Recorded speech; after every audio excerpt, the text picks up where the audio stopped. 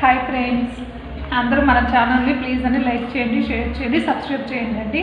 మన channel name వచ్చేసి స్కందపూరి foods అండి.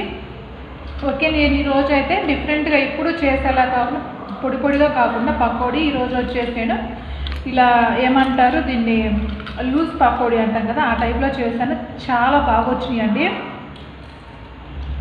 మనం కొంచెం పకోడీ చేసేటప్పుడు ముందుగా కొంచెం అల్లము అలాగే పచ్చిమిర్చి కనుక దంచి కనుక వేసుకున్నామంటే సూపర్ స్మెల్ వస్తుందండి. అలా నేను చెప్పిన స్టైల్లో చేయండి, చాలా బాగుంటుంది.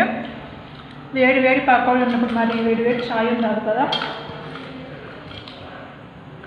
చెన్నైలో అయితే వర్షం పడుతుంది. ఆ వర్షం తగ్గట్టుగా ఈరోజు పకోడీ అండ్ టీ అయితే రెడీ చేసుకున్నాము. ఈ వీకెండ్సే కదా మనం ఇష్టం వచ్చింది తినేది.